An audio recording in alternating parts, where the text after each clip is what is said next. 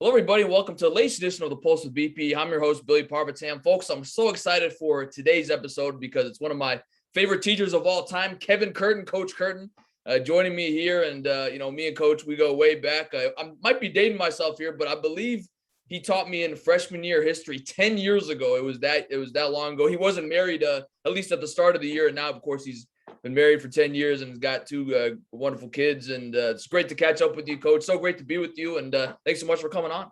I appreciate the introduction, Billy. It's great to be here. I love seeing all the work that you've done and chasing your dreams.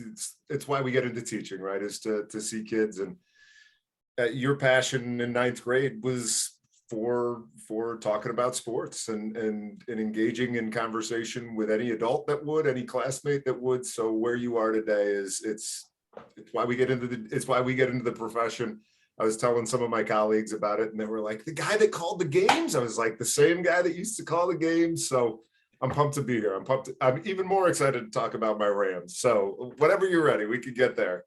Yeah, let's go right to it. The reason you are here today after the first episode after the Super Bowl is because your Los Angeles Rams won the Super Bowl 23-20. You see that great shirt there of the greatest show on turf from '99. But they're the defending Super Bowl champions in a close win over the Bengals. I mean, what a great game. You talk about back and forth, had a little bit of everything, had the great offensive drives, had some great defense. You saw guys like Aaron Donald show up. Matt Stafford cements his legacy as a Super Bowl winning quarterback. After all those years he suffered with the Lions. I know your wife is a Lions fan, but he finally wins the door's closed. She isn't here. She isn't here yet. Yeah. Good. But he wins the Super Bowl, of course, in his first year with the Rams after getting traded there. Aaron Donald cements his legacy. One of the greatest defensive players of all time. Cooper Kupp wins the Super Bowl MVP. 7 catches, 91 yards, 2 touchdowns, including the game-winning touchdown. I mean, I guess my first question for you, Coach, is what was your immediate reaction following the game, especially the way it ended? Just like exhaustion. That third and fourth quarter was so draining. There was just no chance to breathe. Right, you're down and you're just like, okay, we got to put a drive together. And I had not watched a ton of Bengals games. I caught a quarter here and there during the playoffs, but their defense was just fast and physical. And, as soon as OBJ went down, the Rams offense looked somewhat pedestrian. It wasn't until that last drive that it was, we're going to find a way to feed Cooper here and he's going to take us to the promised land. And at the end of the game, my wife is terrific. She watches the games with us. And as you said, she's a Lions fan. I remember a year ago that morning we woke up and I was like, our quarterbacks just got traded for each other, right? I have a feeling there were very few Rams Lions households that were as affected by it as we were. And so she was there with me. And then, right at the end, you're able to take a sigh of relief and, you're still processing it, right? You're still saying, wow, did this really happen? You watch all the games. I read way too many articles about these teams. I'm too invested, and what a payoff. Yeah, for sure. I mean, you look at how back and forth the game was. I mean, OBJ before he got hurt, as you mentioned, what a great addition he was to the Rams this year, especially when Bobby Trees went down. Bobby Trees, we're good with that. Yeah. Yeah, for sure. And he comes in and gets that big touchdown early on. Cooper Kupp has a first half touchdown. Then the second half starts. I mean, T. Higgins on the first play of the second half. I just can't imagine your reaction after that. He scores a big touchdown. And then really after that, the defense has settled in. I mean, you really didn't see a score after the Bengals scored those first 10 points. And then, the Rams were able to score, that last drive and get the win. But really good back and forth game. And I know you may have been a little bit more tense given that it was a good game, but really a good Super Bowl overall. So I guess that's my question for you, Billy, as an objective fan, right? Was it a good Super Bowl? Like, I remember 4 years ago when we got, the Patriots shoved us in a locker, right? Nobody enjoyed that game. Was this game at least somewhat enjoyable? Yeah, I think, it had a little bit of everything. I mean, unfortunately for the overbettors like me, I bet 48 and, I needed overtime to get the overtime game. But I guess where I wanted to go is that last drive. And I know, again, you're not an objective fan here, but no. I was just really, I think, confused by that last drive, especially those last 3 plays. I mean, you get a 9-yard completion to Jamar Chase, 2nd and 1. You kind of waste a play trying to throw it down the field, especially in a situation where you only need a field goal to tie, and you've got Evan McPherson, who's been stellar in the playoffs. And then, you run with Samaje Perine, your backup running back. Aaron Donald stops him, and then that 4th and 1 to decide the game. Aaron Donald's able to pressure Joe Burrow. I mean, I know you're not an objective fan, but what did you think of those last 3 plays? I just didn't think they were great play calls by Zach Taylor. You got to appreciate that Zach Taylor is going to commit to his guys, right? That's, as a coach, you got to say, Perine is put in the work just like Joe Mixon has. Obviously, you'd prefer Joe Mixon to be the guy that gets that 1-yard run, but it's a 1-yard run, and they've been running the ball well. And I appreciate the decision making. You leave Perine in, you make it look like, there's a possibility that it's a throw. Try to throw the defense off a little bit, but I don't like to second guess coaches unless I'm rooting for their team, and then I will absolutely second guess them. But it's tough. And you see Aaron Donald making a one-arm tackle against the guy that's 240 pounds. That Samaje Perine walks in the room. He's the biggest guy any of us have ever seen, and Aaron Donald's wrapping him and taking him down with one arm. It's a testimony to a special player making special plays. I can't think of a sport where a defensive, like a player that in an 11-team sport, right? Michael Jordan gets to make that play because the ball's in his hands. Joe Montana gets to make that play. Tom Brady gets to make that play because the ball's in his hands. And for him to rise to the occasion and make the plays on those last 2 downs is it's something that just talking about it now is giving me goosebumps. He's one of the best ever. I don't have anything to say about it. Zach Taylor, he's got 2 good plays he thinks he's going to run, and Aaron Donald decides, no, I'm going to cement my place in history.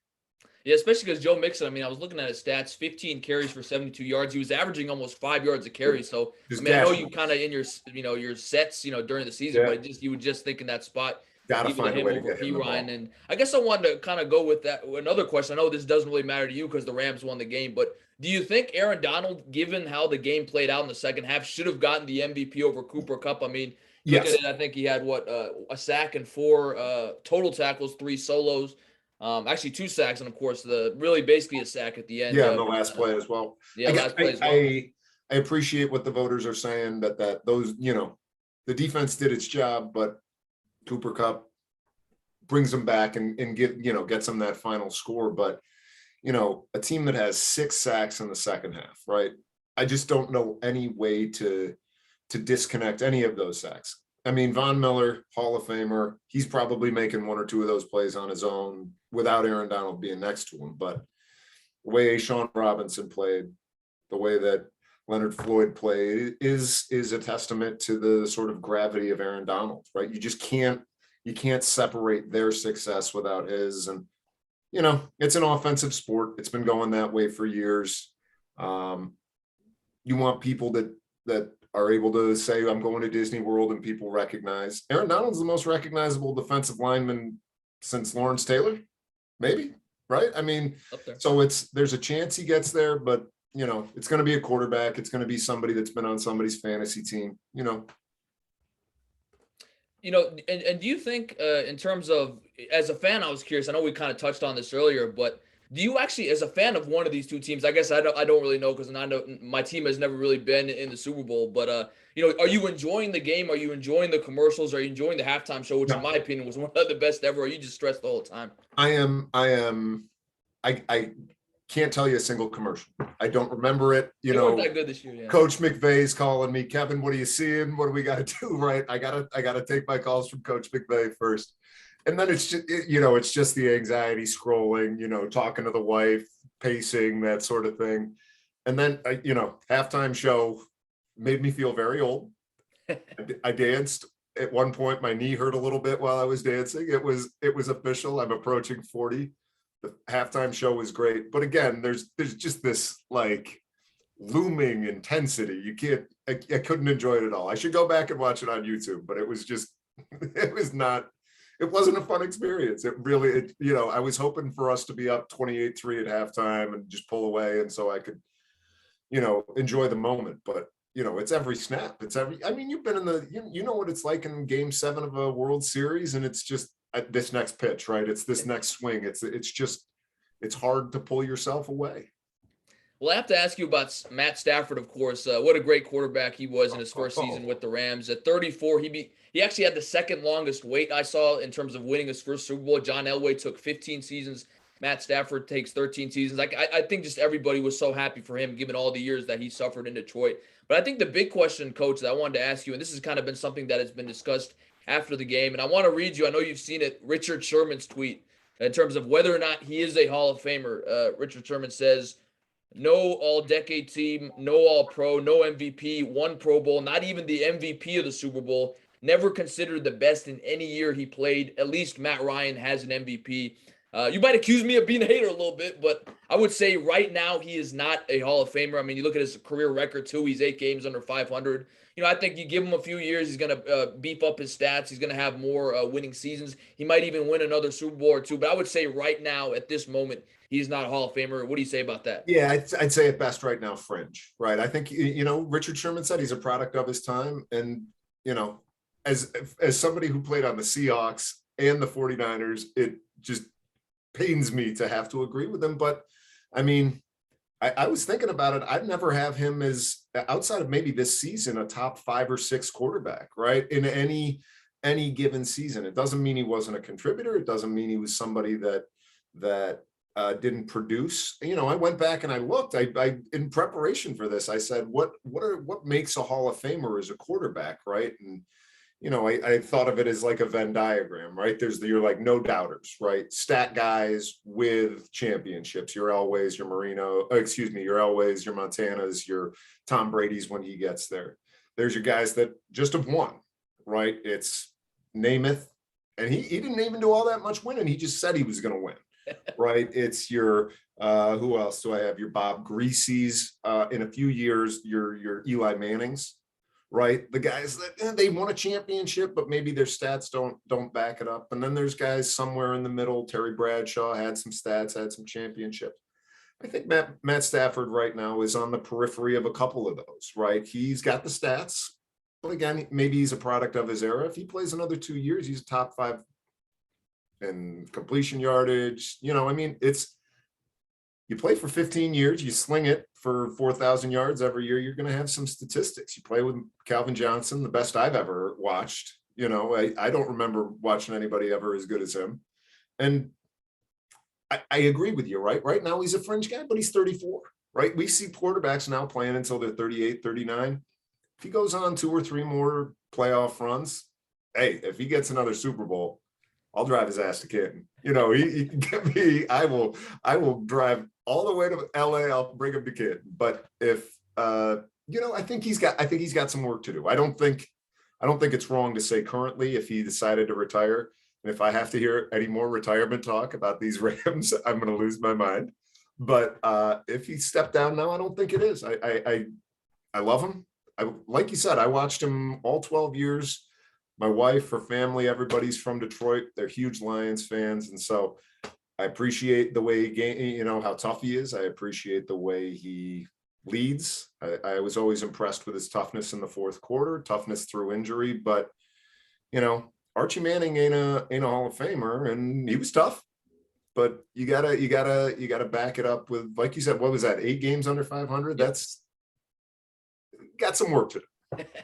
For sure. And another, I think, something that's been debated as well in a couple of days after the Super Bowl, you just brought it up too a couple minutes ago, is where does Aaron Donald rank in terms of the greatest defensive players ever? And of course, I respect my elders, but you also are a native of New York, so you know all about Lawrence Taylor, who of course is the consensus defensive greatest player of all time. I mean, how does he compare to Lawrence Taylor? Because I think in my mind, again, I didn't watch Lawrence Taylor play, obviously, but it just seems like Lawrence Taylor was a great defensive player in an era where you had a lot of great defensive players, whereas now it seems like Aaron Donald is a men amongst boys in a league which really prioritizes offense. There's not too much great defensive talent out there. What do you say about that? Where does he rank in that conversation? Yeah, I think it's tough. It's tough to say the best defender ever, right? To compare Aaron Donald to Ed Reed, right, is not comparing apples to oranges. They're playing the same sport. They're playing the same side of the ball, but the skill set is so different, right? You see guys like Ed Reed, you see guys like Lawrence Taylor. I've heard Reggie White's name thrown out a lot. And I mean, in terms of his separation from everybody else, right? And I think that's when we look back at that Matt Stafford conversation, his statistics look great, but his separation from everybody else is probably not the same as like a Marino, whose statistics he's probably going to touch. But Marino was sort of universally the best thrower during that era. Aaron Donald just seems like he's head and shoulders above everybody else. If I have to listen to any more Watt brothers complaining about how they aren't getting defensive players of the year, well, they play defensive end and get singled, maybe every now and then they get, some scat back chipping on them.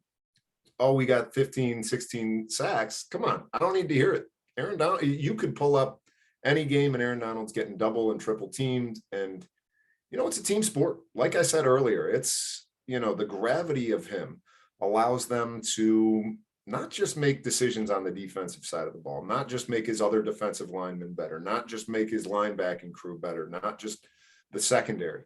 It lets them go out and spend money on wide receivers. It lets them go out and spend draft capital on Matt Stafford because they know they've got this one position locked down. This is like having an Aaron Rodgers. This is like having a guy that just takes care of business. He does it. And, I've seen the highlights of LT. I just think the end position is sort of the defensive wide receiver. They have to do one thing, right? It's just get the quarterback. Great ones like Von Miller, like LT, they played the run too, but they made their hay by getting after the quarterback. And Aaron Donald does it all. And he does it all. 7 straight years, all pro. Nobody in the Super Bowl era has ever done that. That speaks for itself. I'm curious, where does this Super Bowl rank in terms of, is it better? Do you rank it higher than the Rams Super Bowl win in 99 over the Titans? I mean, I can only imagine how you were pacing back and forth when Kevin Dyson was tackled at the 1-yard line by Mike Jones. I mean, is this higher or is this lower? I mean, where do you rank these 2 Super Bowl victories you've seen? Different. That 99 team was out of nowhere. They just didn't. I have spent the peaks and valleys of being a Rams fan is so dramatic, right? I was there for the Jim Everett and the Tony Banks era where, we're winning 4 games. I'm not watching those games either, right? The NFL ticket doesn't exist. Maybe you catch 1 or 2 games a year. The Greatest Show on Turf pops up. All of a sudden they're on Monday Night Football. They're on, finally getting to watch them.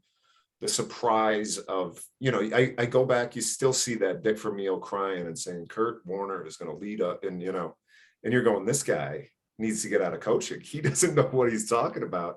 And so the joyride of that was just sort of an elation that it just felt like house money. You didn't realize what was happening until it was over.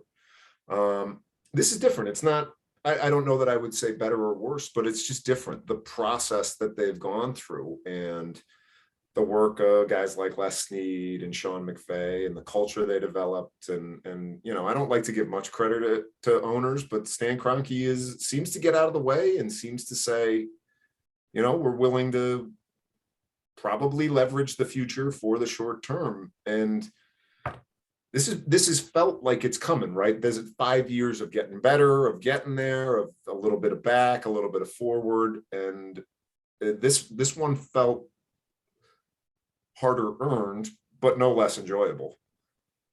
For sure. And speaking of the future, I mean, what do you think the Rams Super Bowl window is? Obviously, we see with all of these players, guys like Von Miller's getting up there in age. You're probably going to have to, make the salary cap work to keep a guy like Odell Beckham Jr. The salary cap, like I just mentioned with the Rams, is definitely a question mark.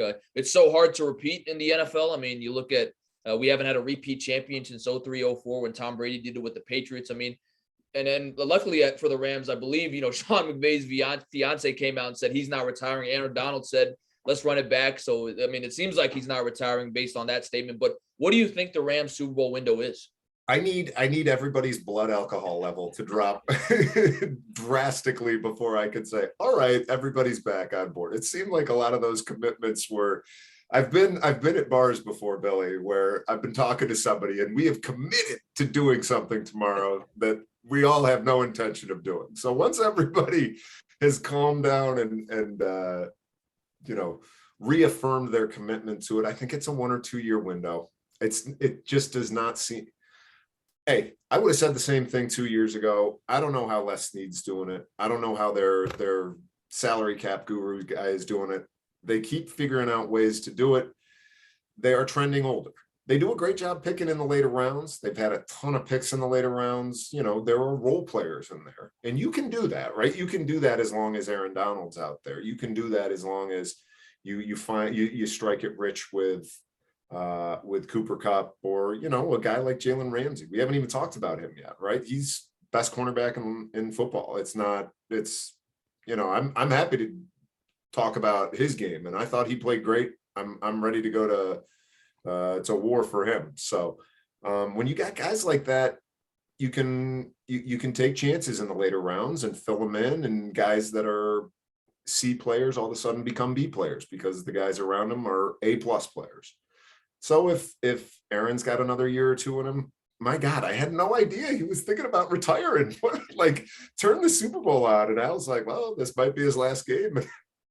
I don't need that right now. And then, and Sean McVay's talking about it too. Like, stop. Talk about this after the game. I don't need this intensity right now. But I'd say 2 or 3 years, and I think the chickens come home to roost eventually. And I'm pretty salty on Sunday afternoons, and I've become rooting for my son has made a decision. He's a Carolina Panthers fan, so I'll be cheering for the Panthers once, you know, no draft. It's all undrafted free agents playing for the Rams. But I'd say 2 or 3 years. Stafford's gonna hang around, I assume. He's been banged up, right? People say quarterbacks play to the 40, but took a lot of sacks. He took a lot of hits. They can find a way to make it work. I trust the coaching staff. I trust the culture. But coaching and culture only goes so far when you lose blue chippers. Yeah, for that reason, it just felt like the Rams really had to win the game more than the Bengals. And, of course, they become the second year in a row to win the Super Bowl in their host stadium. I've never happened in 54 years. But let's transition to the other team that played in the Super Bowl. That is the Cincinnati Bengals. And, Coach, I wanted to get your opinion on them because I was never really sold on the Bengals. When you look at their record this year, they had 7 losses. 5 of their wins, if I'm not mistaken, came down to right to the last second. They lost to the teams like the Browns twice. They lost to the Jets. And so, you know, they were very suspect in my opinion. You look at, I was actually just seeing this. I'm sure you probably came across this too. Each of the last 16 quarterbacks to lose their Super Bowl debut have never made it back to the big game. Some of the big names that are on that list, guys like Dan Marino, of course, who made it in his second year too. No one thought at the time, I don't think, that he was never going to make it back. He didn't make it back. Guys like Donovan McNabb and Matt Ryan. So to me, and also you look at their division. I mean, you look at, like, I think the Ravens, when they're healthy, they've got a better coach, a better organization. The Steelers, they can maybe trade for, not a mediocre quarterback, but, a decent B quarterback. They could be right back in the mix. You can't forget about the Browns. So in my opinion, I think the Bengals, especially with all these quarterbacks in the AFC, I mean, Justin Herbert, Patrick Mahomes, Josh Allen, Lamar Jackson, who was the MVP 2 years ago. We're forgetting about him because they didn't make the playoffs. I mean, I just think it's going to be really hard for the Bengals to make it back to the Super Bowl. What do you say about all of that? Billy, I took notes ahead of time, and you've just taken all of my notes. Okay, is what I would say about that. In the short term, right? I think I was impressed with their defense. They got guys at all levels, right? Bates in the secondary, Hendrickson and Hubbard on that defensive line were tough. And the guy that really impressed me was Logan Wilson. That middle linebacker was in coverage. I mean, Jesus, we couldn't run the ball to save our lives. He was in the backfield the whole game. Joe Burrow he's the real deal, and Jamar Chase, he is just another in the line of that. The wide receiver position is just evolving as the pass game becomes more important. These guys are, him or a Deebo Samuel. I don't know how you match that physicality. I don't know how you play with it. But I don't have any trust in that organization. As far back as I can remember, Paul Brown is the cheapest owner in football. I was listening to something this week. They said they have like 6 scouts or something like that. I don't have any trust that they're going to make the right choice. Zach Taylor didn't blow me away. There are teams that rebound from Super Bowl losses. By and large, Super Bowl losses sort of knock you down and make it difficult to come back. So like you said, the not just the conference, right? The conference is tough. the division's brutal, right? Obviously the Browns are a little iffy, but I don't want to try to tackle Nick Chubb. I don't want to try and block Myles Garrett twice a season. And then in terms of, teams and organizations that are just the epitome of consistency and class, two coaches that are people that everybody respects, right? Mike Tomlin and John Harbaugh. John Harbaugh they're great. And, I don't think the Steelers are going to get a B quarterback. I think they're going after a Wilson. I think they're going after an Aaron Rodgers. I don't like talking about Deshaun Watson. I don't know what's going on with his thing, but he's a wild card out there too. If they get one of those quarterbacks, that division becomes not very winnable very quickly. And then, like you said, even if you're a wild card, are you going to Buffalo? Are you going to Kansas City and trying to get another win there? I mean, I don't know what they did against the Chiefs this year is particularly repeatable. I think that was the sort of thing that Patrick Mahomes figures out and makes sure that never happens again. Again, God bless him for making it there. You got to get a few breaks. God knows the Rams did, but I don't see it happening. And I love Joe Burrow. I love Jamar Chase. Their secondary receivers, Higgins and Boyd, great ball players. That I have to rely on the cheapest team in sport or in football to make a financial commitment to the offensive line, and I'm not sure I see it. Maybe I'm wrong. Put me on freezing cold takes, okay? when they sign some guys, but I don't see it. Yeah, and to me, I mean, if they don't shore up that offensive line, Joe Burrow's looking like he's going to become the next Andrew Luck. So they better make some investments there. So even as a Rams fan, you're saying if you had to pick between the Rams and the Bengals, who is more likely to make it back to the Super Bowl next year, you'd go Rams. I'm sitting here preparing for this, trying to think of who's going to win the NFC, right? And the first thing is I got to write the Rams off, right? I can't do this. And I like the Niners. I hate the Niners, but I respect the Niners. They're a heck of a good team. Their quarterback situation stinks, right? If Aaron Rodgers is back in Green Bay, they're a competitor. If he's not, they're not. And what if they lose Devontae Adams too, right? The Bucs were great this year. They lost some guys to injury that maybe get back next year. They lost Antonio Brown, who for all of his litany of issues, which there are countless, is a hell of a football player. And then you lose the greatest football player of all time. I don't think that those are replaceable unless you're finding somebody like a Russell Wilson. And then the NFC, the NFC East. Oh, let's not pretend like that's real football, right? Billy, before we move on, I got it. But as we laugh about the NFC East, how do you feel about the new name? I'm not a fan. I honestly, I kind of liked Washington football team. I mean, maybe I'm a minority, but that was my opinion. Totally agree. So my good friends are all social studies teachers, and we've settled on the Washington Commies. Okay, short for comrades. They're the people's team. All right, and they've already got the red and yellow. They look like the Commies. So that's what we're going to settle on for them. I will be calling them nothing but that moving forward. All right. So, we are a couple days removed from Super Bowl 56. Let's go to our way too early Super Bowl predictions. So, I mean, if you had to pick right now your two teams to make Super Bowl 57 in Glendale, Arizona next year, who you're representing, the NFC, who's representing the AFC, and who would you have winning that game? Are you going to pick your Rams to repeat? I'm looking here again with all the quarterback situations still up in the air, right? Watson, Rodgers, Wilson, maybe Kyler Murray, right? He might be moving. Tom Brady has said he's retired. I'm not ready to commit as of right now. Aaron Donald, Von Miller come back. Robert Woods is back eventually.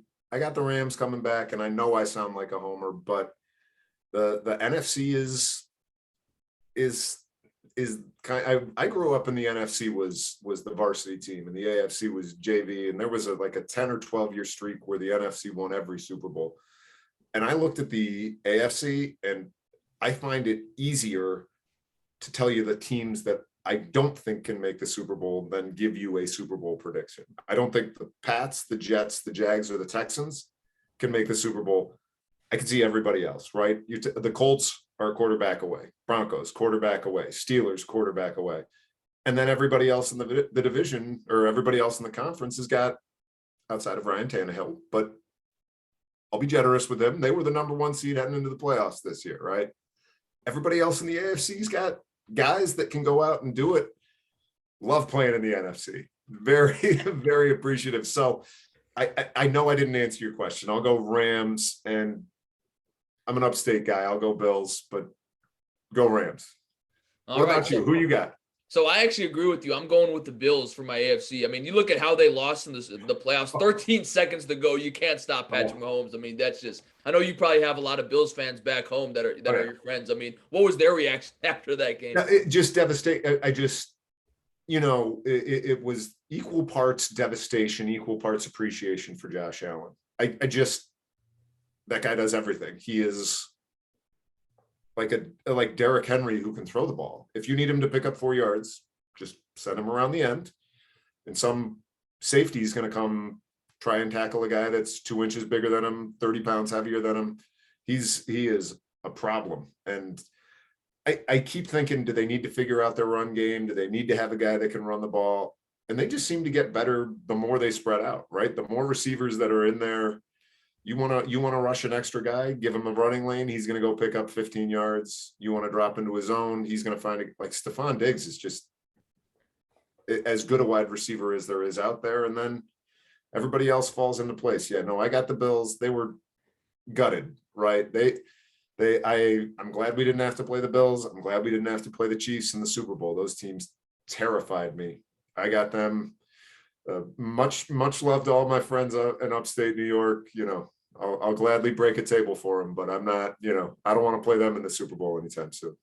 For sure. So I've got the Bills, and again, you might hate this pick being a Rams fan. Again, I have to know, this whole Kyler situation is definitely interesting, but I'm going to go with the Arizona Cardinals to make the Super Bowl, because I was thinking about, even if Aaron Rodgers comes back to the Packers, I've been cooked by the Packers too many times. I just can't pick them. And, you look at it, I'm not saying the Cardinals would have beaten the Rams in the playoffs, but if DeAndre Hopkins is playing, I mean, that is a presence that you've got to worry about. Guys like Christian Kirk have really upgraded. AJ Green had a resurgence. People forget he was the great Bengal receiver so many years ago with Andy Dalton. You've got James Conner in the backfield, Chase Edmonds. Defensively, you've got some pieces there. So I'm going to say the Arizona Cardinals. Let's have a third straight year that we have a team playing in their home stadium. Are you thinking they're finally going to fire Cliff Kingsbury for a competent coach? Is that what you're saying? Because he's a bumbling idiot, right? He doesn't know what he's doing. He can't make adjustments. Hey, Sean McVay struggles making adjustments, but we get the job done. Cliff Kingsbury, first half of the season, first half of games, first half of whatever, he gets the job done. That guy gets out coached in every single game. But hey, I'll let you make your pick. But that's Cliff. Cliff, stick around the NFC. If you're watching, stick around the NFC West for a long time, my friend. All right. So, I will have Bills and Cardinals. I'm going with the Bills. Coach has Rams and Bills. And you did say Rams will repeat? I didn't say it.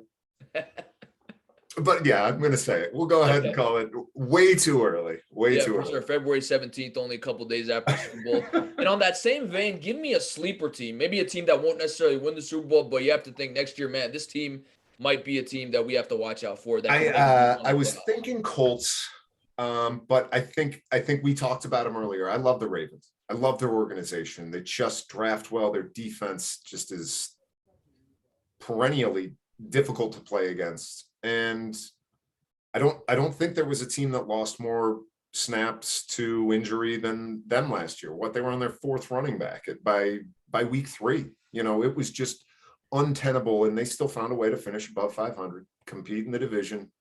I think they missed out at the end of the playoffs, but I think Lamar Jackson is just wildly underappreciated. People, all he does is run, and it's just not true. It's not true. He's one of those gravity guys like Aaron Donald, right? He's one of those guys that makes your running back's job easier. He makes your lineman's job easier. He makes your wide receivers. Mark Andrews is a tough guy. They got great pieces. They've got, again, we talk about culture, right? How do you bounce back from adversity? It doesn't look like the Cardinals are handling adversity very well, right? It looks like there's stories leaking out. The Kyler's unhappy, that Kyler's a diva. You don't hear that coming out of Baltimore, right? Those are the sort of teams that come back in October. They're going to be 5-1. They're going to be leading the league in rushing again. You establish an identity. You draft players that fill it. You coach them, and you go out and win. That's my team. Who you got?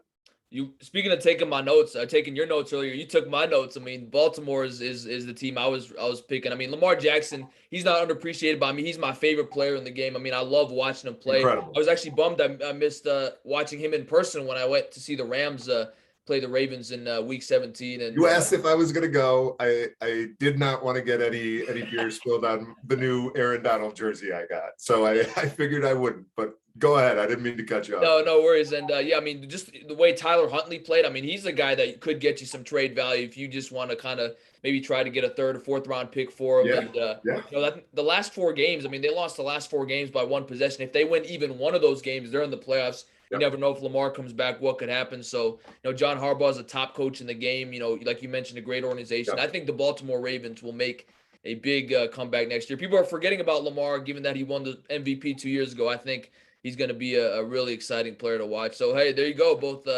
me and Coach have the Ravens. Right, great minds, Billy. I love it. Great minds think alike. And kind of some other big picture questions I had for you that I wanted to get your take. Ultimately, where do you think Aaron Rodgers plays? Because, I mean, like we've talked about, you know, people are saying the Broncos, obviously, they just hired his offensive coordinator, Nathaniel Hackett, away. I think they also hired maybe another coach from the Packers to be his offensive coordinator as well.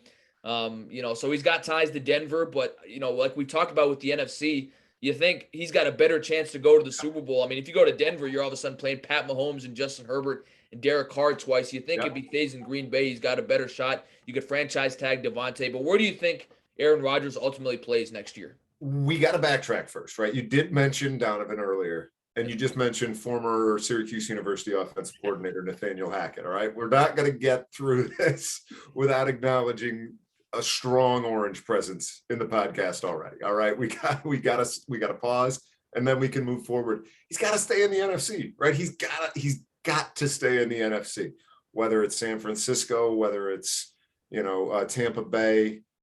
I haven't heard anything about the football team, but the East seems winnable, right? You got to stay in a place where, the idea of going to Denver is not, I mean, he's great. He knows he's great. He knows he's going to go someplace and change everything about that team. You got to try and, I mean, he's been successful. He knows what it's like to play in a very mediocre division, right? You get to play the Lions twice a year. You get to play the Bears twice a year. You get to eat, you get to stay healthy. You get to get those wins. And my guess is he's not looking to, at this point in his year, go somewhere that's demonstrably more difficult. And by all accounts, it seems like some fences were mended in Green Bay this year. So I wouldn't be blown away if he stuck there. And like you said, they slapped the franchise tag on Devontae and, run it back. They got to try and figure out a way to figure that out. They are snake bitten in the playoffs. They can't find a second receiver. They can't find any sort of consistency. Yeah. Just where's he going? Am I wrong? Where's he going? I think he's going to stay with Green Bay. I mean, I think his MVP speech, he talked about how Matt LaFleur has helped him win 2 MVPs in a row. Like you talked about, I mean, the NFC, I mean, even his division, you've got Kirk Cousins is the next best quarterback. You're going to easily win that division. So to me, I don't see why he would leave Green Bay. I can't see any reason, but he is right up there as one of the all-time greats and one of the least likable players in the entire NFL. I got 0 positive things to say about him. If Billy, you remember me in class, I've got a high opinion of myself. If there is somebody with a higher opinion of himself than Aaron Rodgers, I need you to tell me, because that guy has an inflated sense of self.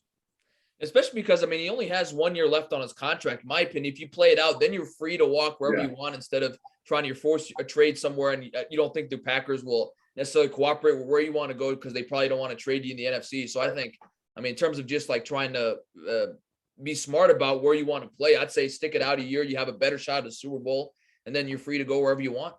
it's always a little dicey to get traded too, right? And I remember Carmelo forcing a trade from the Nuggets to the Knicks, and they end up giving up 4 or 5 role players, meaningful players.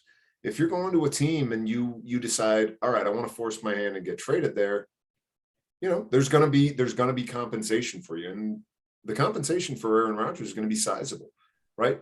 Carmelo could have waited half a season and signed with the Knicks and played with a bunch of guys that could have supported him in what he wanted to do. I think Aaron Rodgers is smart enough to say, I might just wait this out, pick a team where, look at what Tom Brady did, right? He said, okay, you don't want to sign me. Nobody needs to trade for me. I'm going to go to the place where the skill players can make me, seem ageless. And I wanted to ask you about a couple guys who are not on Aaron Rodgers' level, but could still be very serviceable quarterbacks for whatever team they decide to go to. First, a guy you know very well, Jimmy Garoppolo. And this, I think, question is more of where do you think would be a good fit for him? Because there hasn't really been tangible options that have been kind of attached to him. But if you had to pick one team where Jimmy G you think could really restart his career, get a fresh start, what's a good fit for him? He's the sort of guy that I don't think he's a starter. I think he's a system guy. I think he's the sort of guy that you bring in to shepherd a incoming rookie, right? None of the quarterbacks this year are top guys, right? So if, even in Detroit, they've already got Goff, who, again, I love him. I'm not going to talk poorly about Goff, but he is at this point more seemingly the guy that's getting the guy ready. And I think the same thing about Jimmy G. That Shanahan offense is something that, as a Rams fan, I fear with anybody, right? CJ Beathard was in there and they still found ways to win, right? They could run the ball. You can make a guy like Jimmy a one-time Super Bowl quarterback, and then, a drive away from being a 2-time Super Bowl quarterback. I don't think it's Jimmy. I think it's the system. And, if he goes down to the Texans and helps Davis Mills get ready, that sort of thing makes sense, but he's not somebody's 5-year solution. What do you think about, and I wanted to get your opinion on this. What do you think if you went to Washington? I mean, I wouldn't hate it. I mean, you talk about it. Yeah, that's you got a couple of dink and dunk guys with Antonio Gibson and J.D. McKissick. You got Scary Terry out there as a wide receiver. I mean, I think that would be a decent fit for him, and you could probably get a couple of decent picks for him if you did make that trade. And it's a very winnable division. I love it. Yeah, I couldn't, you caught me off guard. I did not have my notes prepared for this. And I think that's a great spot for him where, you want a steady hand. You want somebody that can just get the ball to those guys, right? Turn around and hand the ball to Antonio Gibson.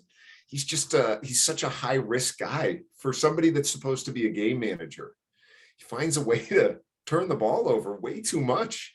And, you want a guy that's going to push the ball down the field to Terry McLaurin. That guy, I feel like every Sunday I'm sitting there and we're cutting away to Terry McLaurin with a 40-yard gain, Terry McLaurin with a touchdown. And the guys who've been playing quarterback for him. Get somebody that's serviceable, and that offense becomes far more, you're giving that defense a little bit of a break. All of a sudden, there's a trickle-down effect to just competence, right? And Taylor Heineke seemed like an explosive, a fun sort of guy, but he wasn't getting the job done. What about Carson Wentz? I mean, he was a guy very well because he got drafted number 2 behind Jared Goff, and that same year they got drafted. I mean, do you think there's a team out there for him? Because I don't hate Carson Wentz, but I'm also not he had over 20 touchdown passes this year. I know they choked against the Jaguars, but I mean, look, you get him to a team like the Steelers. I don't see why they couldn't. That's not like that. Honestly, that's probably still an upgrade over Big Ben the way he played in his last year. I mean, what do you think about Carson Wentz? I like him, but I also don't like him, right? There are times when this guy is breaking tackles and getting out of the pocket and making throws that only 2 or 3 other guys are making. And then there's times that he's staying in the pocket and he's taking hits and he's getting spun down and he's throwing the ball over his shoulder. And, I don't see the Colts as being all that different from the Steelers, right? The Colts were my other sort of sleeper team. But they got a good offensive line, right? They got a running back that is better than Najee Harris or, Najee Harris. I mean, they're pretty comparable. They got a defense that flies around. They got a good offensive line. And, Carson Wentz still found a way to turn the ball over too much and not rise to the occasion when he was needed. And, you look back on that draft class and Goff and Wentz and, the first 3 years, it seemed like both teams struck gold. And, it's just such a fickle league sometimes, it just, the wrong set of circumstances just sucks these guys in and just spits them out. I just don't see it with Wentz, but maybe the right set of circumstances, but behind a significantly worse offensive line in Pittsburgh, and I don't see that, there are teams with those good offensive lines, right? With the Browns, the Niners that are going to need, maybe whose quarterback positions aren't solidified, that if they wanted to go out and make a swing, you want to bring somebody in. Carson Wentz isn't the guy. Jimmy Garoppolo is not the guy I want to take that swing with, right? Baker Mayfield, Trey Lance, maybe he's great. I don't know what he's going to turn into. I was scared when the 49ers picked him, that's for sure. But, if you want to take a chance behind a good offensive line, with a good running game, with wide receivers who go out and make plays, you got to, hey, what the Rams did, I couldn't believe it. But you see, the proof is in the pudding, right? You go and trade for a Russell Wilson. You go and make a Aaron Rodgers trade happen. You go find a way to get Kyler Murray, and that offensive line looks better. Those running backs look better. Michael Pittman, who's, in my opinion, underutilized stud, getting the ball more often in space is the sort of thing that leads to team success. Mediocre quarterbacks are mediocre quarterbacks for a reason, right? They don't win Super Bowls. They don't win games when you need them to win games, right? They steer a ship that's going in one direction. They can't take the wheel and make decisions, and that costs their teams. And where do you think Russell Wilson will ultimately play next year? And of course, you know him well, being a Rams fan. And could you ever believe, we would get to a point where a Russell Wilson and Pete Carroll coach team would be the fourth team essentially in that division? That's just a mess of a situation. Do you think he ends up staying in Seattle, or do you think he might try to force his hand, get to a team like Pittsburgh next year? I think he tries to get out. And all the reports are it's to a big city team, right? A New York, or he's not going to LA, but a Vegas, that sort of thing. And it's like, that's what he wants to do. I get it. I think Pete Carroll's time might have come and gone. And respectfully, he's an incredible coach. I think second oldest behind Belichick, though.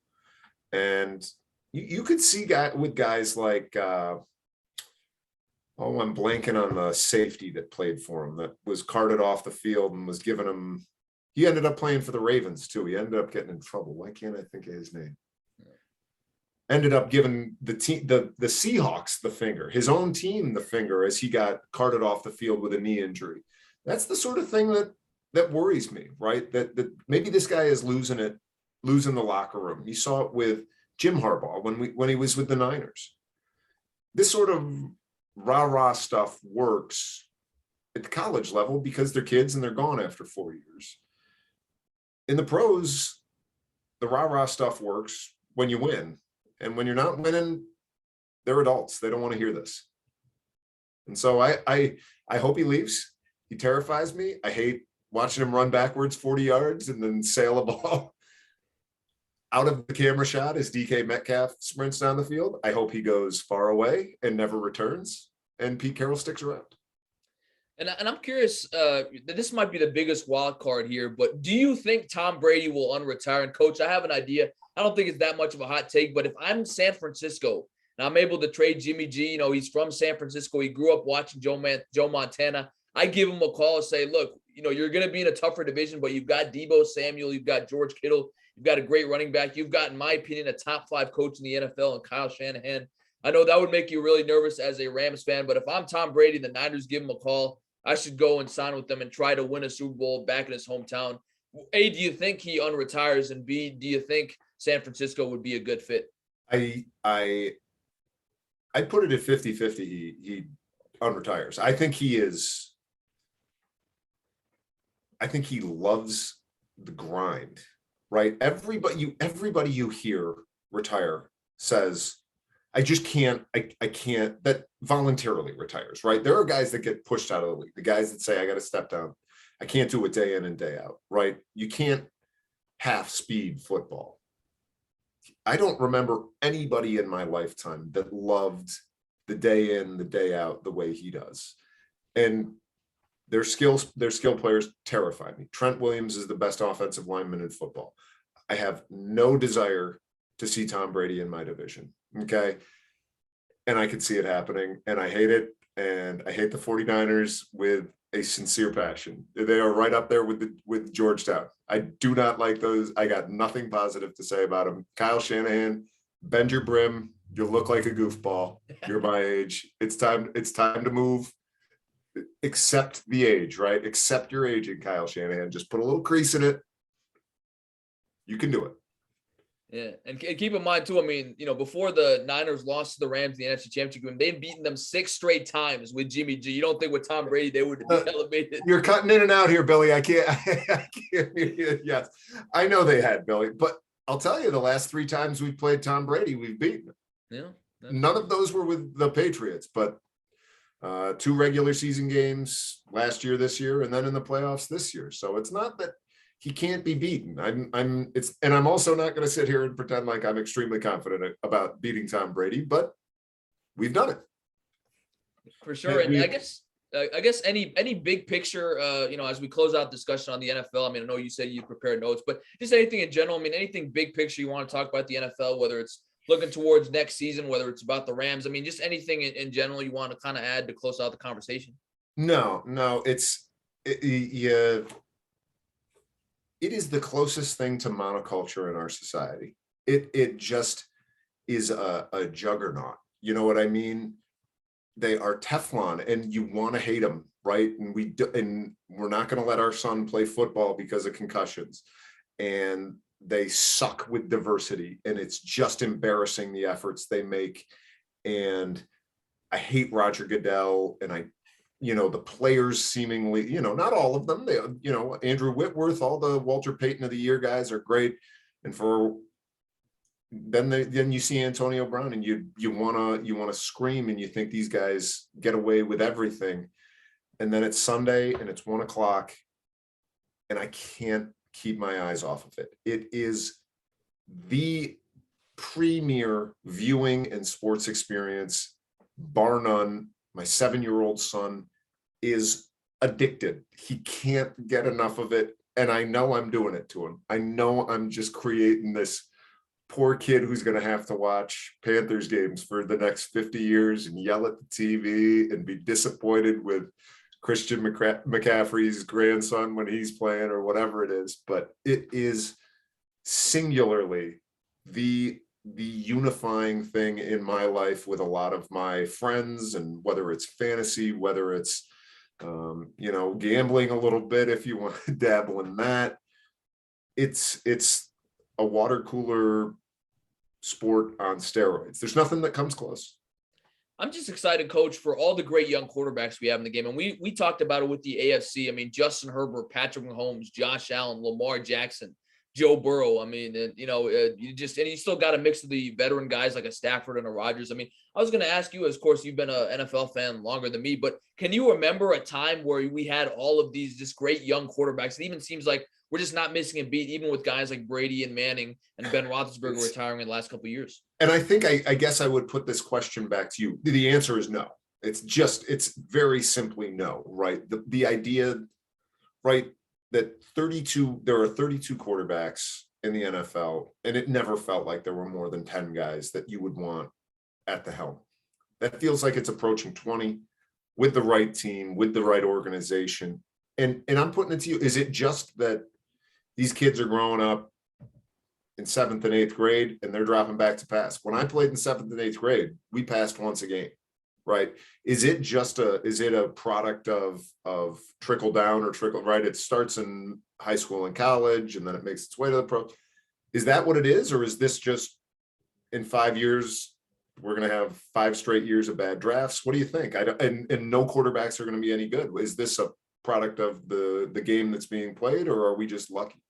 I definitely think it is a product of the game being played. I mean, we see really all these quarterbacks kind of put up these great numbers. That's why I think even we were talking about Matt Stafford earlier, in 10, 15 years, I don't think the stats are going to be as valued as they were, even 10 years ago. Agreed. So I think, I just think the way the game is going, the way we just keep throwing the ball, it really now it seems more advantageous to not pay a big running back like Derrick Henry. You kind of have a, even the Rams to some extent had this split backfield. I mean, I think just the way the game is changing, that's kind of how we're seeing it with these quarterbacks.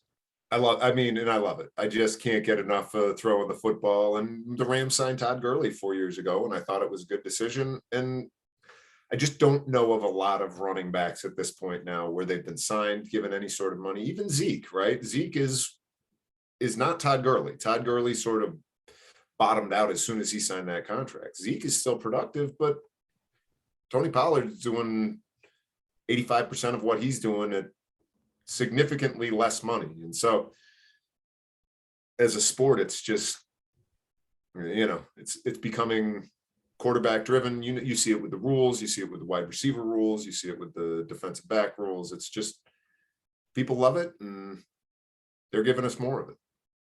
Well, definitely a great conversation there on the NFL. To close out the podcast, Coach, I wanted to transition and talk about a few other topics. I'm not going to say it's a rapid fire round necessarily, but there's definitely a lot of questions here I want to get in with you. So my first question is, I asked you earlier which Super Bowl ranked more in terms of the 99 win or the win a couple of days ago, but you're obviously, and correct me if I'm wrong here, but you're a fan of the Red Sox. You're, of course, a big fan of Syracuse. I know that pretty well. And of course, you're a Rams fan. Any other teams I'm missing that you're big fans of, or no? You're not an NBA guy, really? I love the NBA, but I'm a player guy, right? I'm watching when the Warriors are peaking. I want to watch the Warriors. When the Suns are playing well, I know that sounds that is antithetical, right? But I just love hoops. It is my first passion as an athlete. When I was playing, it was basketball all the time. And, I just never liked New York teams. So whether they were the Bills, whether they were the Rangers, Knicks, whatever, I just never warmed up to any of those teams. I was probably like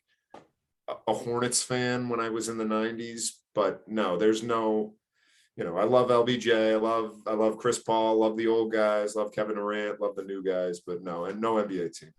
Well, and I was curious. You being a fan of the teams that you are, you've seen a good amount of championships. 2 Super Bowls from the Rams. Of course, you're Syracuse with Carmelo Anthony and Jim Boeheim, won in 2003. The Red Sox have won 3 World Series in 04, 07, and 2018. Don't forget 13. There's 4. 2013, that's right. Yeah, that's right. I forgot about that. Big Papi at that grand slam. I thought they were eliminated. But if you have to pick one championship, I know it's hard, but one championship out of all of those championships, what would you say is number 1? Can I give you my Tom Brady answer? What's that? The next one, Billy. But if I had to seriously answer it was absolutely the Carmelo Anthony. Those March Madness runs, even when Cuse makes it to the Final Four, those 2-game weekends in March, just, you never expect it. Even when the team is good, it's tough. I'm a pessimistic fan. I'm always waiting for the other shoe to drop, right? I was always waiting for Cooper Kupp not to show up in one of these games. He just kept showing up. I keep waiting for the other shoe to drop. And so whether Cuse is a 12 seed, whether they're a 2 seed, I'm thinking they're losing this next game. Prove me wrong. I love to be proven wrong sports-wise, right? But I just remember where I was for every single one of those games. Those games were they were just so special against, they beat 3 1 seeds on the way to that championship. And I think they disbanded the Big 12 after that. They no longer exist after we beat Texas and Oklahoma and Kansas. It was unfortunate, but it was probably for the best. And speaking of Syracuse, I think my favorite Jim Boeheim run, because it seems like in March, if he gets in the tournament, he's going to make a big run. Oh, yeah. My freshman year of college when I can't remember the deficit, but I want to say it was at least 10 or 12 points in the Elite 8 against Virginia. Yes. And made it to the Final Four. What do you remember about that game? The dread of having to face all of my colleagues. We have no tech people in our department. We are stacked with UVA folks. And like I said, I run my mouth. And I just knew I was going to have to come in the next day. It was a Sunday. It was an Easter Sunday. I'd been at my in-laws. I was back at the house. I was fidgeting with a Easter egg I had gotten. And I just remember the dread. But then I just remember Malachi Richardson catching fire and Tyler Lydon and this team of guys that it's wild in college basketball, how guys that are there for a year, maybe two, can impact your life in such a meaningful way. And the blind devotion you have to them. I was at a Maryland football game maybe 2 years ago. Hughes just got the doors blown off him. It was just not fun to be there. And I bumped into Hakeem Warwick and Arinze Onuaku, these guys that played for Hughes for 4 years. And I'm carrying my kids, I'm hanging out with my kids, and I stop them and I was like, guys, I got to get a picture. I love you. I spent years of my life dedicated to you guys in a way that isn't normal. And they begrudgingly took a picture with me. They did not want me to stop them, but that's what happens when you're 6'9" and 6'10" respectively. You're going to be noticed. Yeah, so obviously that's a great story there. And I was curious because, you're from New York, and your wife is from Detroit, and all of her family as well, and your family as well. But your kids are born and raised in the DC area. So you mentioned it earlier with your son becoming a Panthers fan, but who do they root for? Is that kind of something where you say, hey, like, I don't care who you root for. No, You yeah, better we root don't for Syracuse, or you let them pick whatever they want. We will let them root. Elise has made a decision to be a Ravens fan. Okay. And so we try to be inclusive. Sundays can be a little bit of a wear for her. She has to sit there while dad screams at the TV, and Aiden's now mimicking dad. And so she likes the purple. She likes the birds. She likes their clothes. So she's a Ravens fan. When it comes to other sports, we'll let them make their own choices. But when it comes to college sports, there's no choice to be made. It's orange in our household. And I promise I'll let them make their decisions. They want to be a Nats fan. They want to be a Caps fan. Good for them. But no, we root for the orange in our house. For sure. And speaking of the Nats, I know, you've obviously followed the team being in the area. And of course, I'm a big Nationals fan. What were your thoughts on Ryan Zimmerman retiring a few days ago? I mean, I just think about it. Class personified. You just don't see it anymore where a guy can play with one team for 16 years. He helped the Nats won a World Series in 2019. I mean, Mr. National through and through. It's going to be sad to see him go. I think it was time, though. But really the guy that he was my favorite player growing up. So definitely was very, bittersweet to see him retire. What about you as a guy that followed the team? What are your thoughts on Ryan? I love, I've got, as a lacrosse guy, I've got a lot, but I surprisingly have a lot of baseball guys in my life, and they all love lefty swings, right? They all love that Griffey. They all love that Bryce Harper lefty swing. And I just love I love a righty that's going to have that bat out away from his body a little bit. And just Ryan Zimmerman, when he connected, Piazza was the same way. These guys, Pujols, they just get their hands up, and obviously the lefties look cooler. They look smoother. Those righties just look like they're working a little bit harder. And Zimmerman was, I remember moving down here when they were still playing at RFK and going and seeing him and Alfonso Soriano. It was a long time ago. And he was just a guy that it's not a surprise he was with a team for as long as he was, right? You want to keep a guy like that around. We talk about culture, no matter what the sport is. And even if a guy's dinged up, if he can be the one that's mentoring your Sotos, your Harpers, you feel like they're in pretty good hands. And if he wants to stick around and you've got some room for him, hey, we could use a righty bat in the late innings. You bring it around. And so you love when people stick around in your city, right? It's now becoming my city, and it's as much as it, I've been here for over 15 years now, and this feels like home. And so a guy that wants to be here, and a guy that performs, and a guy that represents himself in a way that is something you can point to, whether it's kids or other sports fans, that's something to be admired. For sure. And switching gears a little bit here and going to college football. I mean, this is something I try to ask everybody. You're a college football fan. I know you root for Syracuse as well. I root for Virginia Tech. Do you think there's any way to remedy the situation of increasing more parity in this game? I mean, it seems like every year with the college football playoff, you've got teams like Alabama, Georgia, Clemson, Oklahoma, Ohio State, really 4 or 5 teams that really have a shot to win it, Yeah. and everyone else is playing catch up. I mean, do you think expanding the playoff solves the problem? Is there anything college football can do, or are you just of the mindset, look, these 4 or 5 teams are going to continue to recruit the best players. It's up to schools like a Tech, like a Syracuse, to eventually recruit them better and then eventually beat them in the big time college football games. I don't know that there is a way. I don't, it's football is so wild, right? You can carry these teams of 96 kids in college, and there's no minors, right? There's no G League, there's no AAA. This is their introduction to the professional level. And if you want to be a professional player, you go to one of these big schools. And now with NIL, it's not, and good. I'm glad they're paying these kids. They are putting literally their lives on the line, their livelihood, their bodies to play for them. They better be making some money.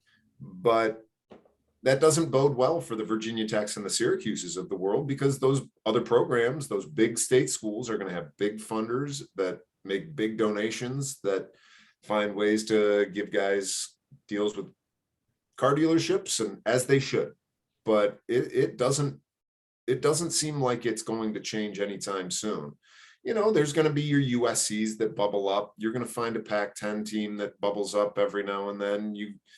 You'll see things fluctuate between Florida State and Miami and Clemson, but it's going to be the schools that send the guys to the pros, that are going to get guys that want to be pros. And, you look at a depth chart like the secondary at Ohio State, or the running back depth chart in Alabama, and it's just, you want to be a pro, you go there. And even if you're the third guy that's breaking a run against Central Tennessee when the team's up by 70, you're getting seen, and you're still explosive, and you're still making plays, and you're going on and playing in the pros. Yeah, that's the way I see it too. I mean, they can expand the playoff, which I hope they do, because it will bring more interest in the end. Love but games, it won't solve the problem. yeah. So, but you agree with that? I mean, like I said, it won't solve the problem, but it'll just make more exciting for the end of the season. I love playoff games, right? It doesn't matter when it is. I can't.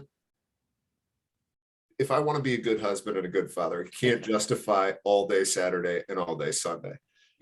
And it's going to be all day Sunday for the time being. If the Rams are going to be good, I'm going to be watching them. If in 2 years they're no good, and Cuse is, Dino Babers has continued to turn things around, whatever, then I'm going to watch the games on Saturday. And right now, I'm not watching many games on Saturday unless it's the end of the year. And those bowl games, those playoff games are great, and they do a good job with them. And we can stop pretending like these people care about these young men's health and safety. Let's put another round in. Okay. Let's watch these games. Let's compensate them for the services that they are providing. For sure. And Coach, you've been so gracious with your time. I have 2 final questions for you. My first one is, I want to go back to when we overlapped at Marshall. I believe, by the way, if I'm not mistaken, my freshman year was also your first year at That is correct. Yep, that's right. Yeah. So, and during my 4 years, you coached girls basketball on the freshman level. That's where we overlapped too, because I was the PA announcer for that team. That's right. And then you also coached for the men's lacrosse team as well. And I want to go back to that 2015 team, my senior year, where you made it to states. You won the district championship, of course, made regionals as well. What's your favorite moment from that season? Whether it's a game, whether it's maybe just a moment people wouldn't remember in practice. I mean, is there something you remember from that? Yeah, definitely. It's the beginning of the season. We had struggled the first 2 years. My first year we went wholly defeated. We lost every game, and it just, guys were leaving the program. I was butting heads with seniors. They didn't like the way I was doing things. I didn't like the example they were setting. We lost a lot of guys. The next year we won 4 games, I think, and it was tough. And my cousin is the JV coach. Mr. Rezig was the JV coach, and he was seeing a ton of success. We had guys, Mikey Briady, Chase Barron, Andrew McDonald, Justin Lebo, that we decided we were going to keep down at the JV level and just let them build that relationship together, let them experience some success together. But I had a meeting with some fathers before that season, and they said, Coach, we appreciate all the work you're doing, but you're taking things too seriously. The kids want to have fun when they come out to practice, and you're tough on them. And they were right. And it hurt to hear, right? I had put a lot of effort in, and I had felt like I was making a lot of decisions, but I was still a young coach. And they were right. And I stewed a little bit, and I talked to Mrs. Curtin, and any person that is successful and has a significant other will tell you a lion's share of their success is based on that significant other. And it's no different for me. I tell my students all the time, find your Mrs. Curtin. You can't have my Mrs. Curtin. She's mine, but find your Mrs. Curtin. And after hearing from these fathers, and after sitting down with my wife, who coached dozens of state level swimmers, right? This is not a conversation where I'm dictating things. This is a conversation with a person that I want to be the peer of. I'm not yet the peer of, and she's telling me they're right. You got to take it easy. And it was an adjustment on my part, and it was young leaders, those seniors that year, the Jackson Lees, the Owen Kreisers, the Mick McGuires, the Sean Hoffmans, who, even after a couple of years of me riding their butts, when I made the effort to try and lighten things up a little bit, were willing to meet me halfway and willing to show everybody else what it means to be a competitor, somebody who works hard at practice, but can find time to have fun and to laugh. And that was a special year for me. Billy, I'm thrilled you brought that up. Those were I was worried I'd forget some people there, and it just is too easy. Those were some of my favorite years of my life. My son had just been born, and boy, thank you for that. Yeah, for sure. Good to reminisce there. My final question for you, again, you've been so gracious with your time, is, do you think you'll coach again? I mean, I know, again, like we talked about it, you coached, girls basketball and lacrosse. Oh, yeah. Your wife, you talked about it, coached the swim and dive team. You stepped away, after your daughter was born, and, to, of course, be a good father and a good husband, and really commit that time to your family. I mean, do you think you'll coach again on the high school level? I know you coach your daughter's team, and that's, I'm sure, is a lot of fun, but do you see yourself one day, maybe you're a couple years down the road when the kids get older, you might coach again, whether that's lacrosse, whether that's basketball at some level on the high school level? There's just absolutely no doubt in my mind. I am currently like a 3 seasons coach right now, right? I coach both kids' soccer teams, and that was too much. I was worn out after doing both. Right now, I'm coaching my daughter's swim team, gearing up for my son's lacrosse season. I'm a coach. I'm a teacher. I'm somebody that loves spending time with kids. Love to see them pursue their passions. I love to see them grow and get better, right? Whether that's at essay writing, whether that's at simply showing up and being present in the classroom, or whether it's a jump shot. I love interacting with kids, and I know as soon as the kids head off to college that I am going to be the freshman whatever coach. I don't think I've got another run as a varsity head coach in me. I think that time may have passed, but coaching is in me. It's not going anywhere. Coach, this has been such a pleasure getting to chat about the NFL. Again, congratulations to your Rams on winning the Super Bowl, and just reminisce about all your teams and the time that we overlapped at Marshall. Can't thank you enough for being willing to join me today with everything you've got going on personally. And it's just been fun to catch up and reminisce after. I know we've texted back and forth over the years, so it doesn't feel like we haven't talked in 10 years, but man, this was just really fun getting a chance to catch up. Can't tell you how much I've appreciated it. Billy, this was a blast. I know I sort of asked if I could be on to talk about the Rams. Like you said, it's been a strange week for us, but the Rams win was great, and getting to chat with you has been a lot of fun. Sometimes teaching can feel like, the day in, day out grind can feel a little tiring. In the last 2 years in particular have been a little tough, but to sit here and to see sort of the fruits of your labor and a young man who has committed to his craft and loves what he does and is chasing it and is damn good at it, is something that makes me proud. And if I even played 2% of a role in that, I'm happy to have done it. So thank you, Billy, for having me. For sure. Well, thank you so much to Coach Kevin Curtin, history teacher at George C. Marshall High School. In fact, my history teacher as my freshman year teacher 10 years ago for joining me. That's right. Over 10 years ago. Thank you so much to him and a Rams extraordinaire fan on joining me today on the podcast. And congrats to his Rams, of course, on winning the Super Bowl. This has been the latest edition of The Post with BP. I'm your host, Billy Parvatam. Thanks so much to everybody for joining us, and we'll see you next time.